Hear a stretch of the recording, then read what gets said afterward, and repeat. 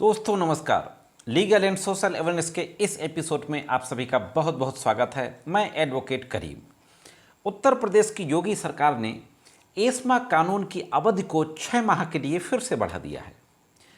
नवंबर 2020 में जब कोविड-19 का फर्स्ट वेव चल रहा था, उस दौरान उत्तर प्रदेश की सरकार ने इस एक्ट को लागू किया था। कोई भी सरकार इस एक्ट को एक बार में 6 महीने के लिए ही लागू कर सकती है।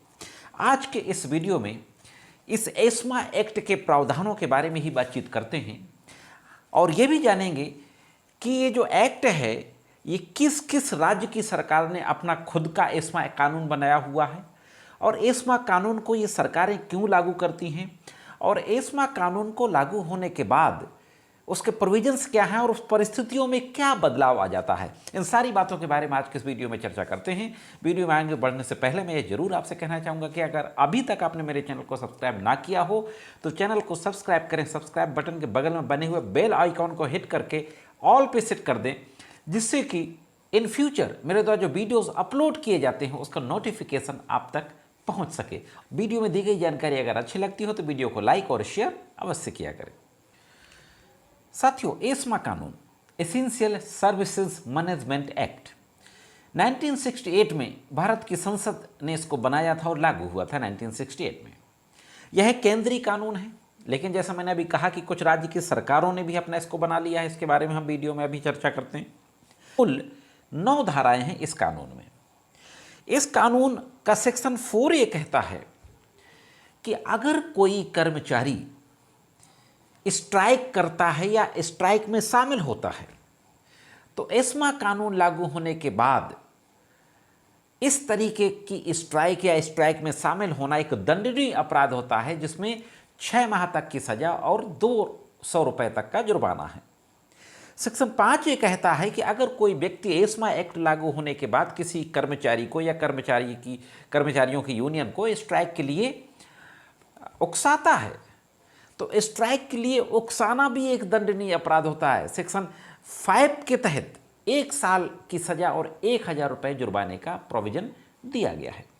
सेक्शन 6 ये कहता है कि एस्मा कानून लागू होने के बाद अगर कोई हड़ताल अवैध रूप से हड़तालों को फाइनेंशियल मदद करता है, आर्थिक रूप से सहयोग करता है, वित्तीय सहायता देता है, तो यह भी एक दंडनीय अपराध होगा, जिसमें 1 साल की सजा और 1000 रुपये तक का जुर्माने का प्रावधान दिया गया है। सेक्शन 7 किसी भी कर्मचारी को एस्मा एक्ट के लागू होने के बाद बिना वारंट के गिरफ्तार किया जा सकता है। दोस्तों, यह एक बहुत ही खतरनाक सेक्शन है इस एस्मा एक्ट का। अब सवाल ये बनता है कि इस एक्ट को सरकारें लागू क्यों करती हैं। साथियों, राइट टू प्रोटेस्ट यानी विरोध का अधिकार, स्ट्राइक का अधिकार, अपने अधिकारों के लिए आवाज उठाने का अधिकार हमें संविधान ने दिया है एक फंडामेंटल राइट के रूप में। और एस्मा एक्ट लागू होने के बाद ये सारे अधिकार खत्म हो जाते हैं।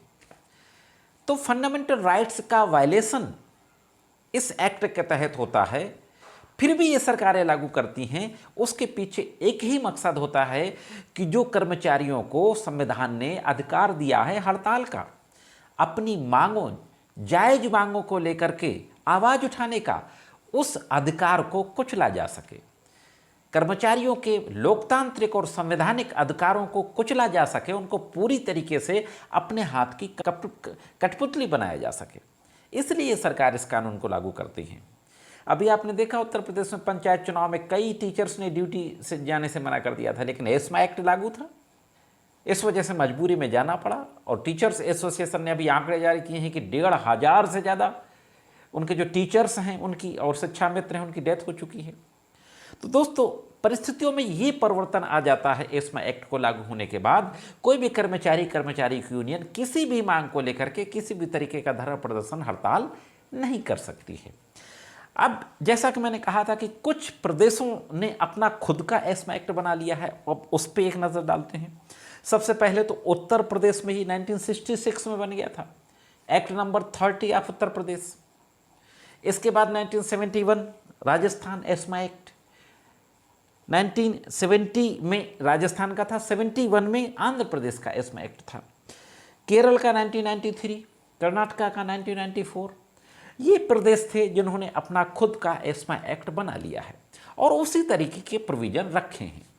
तो दोस्तों, यह थी एक छोटी सी महत्वपूर्ण जानकारी जिसको मैंने आप तक पहुंचाया। जानकारी कैसे लगी कमेंट्स करके जरूर बताएं। आज की वीडियो में सिर्फ इतना ही। मिलते हैं किसी अन्य वीडियो में कानून की कुछ अन्य जानकारियों के साथ। तब तक कानून की विभिन्न तरीके की जानकारियों के लिए देखते रहें लीगल एंड सोशल अवेयरनेस।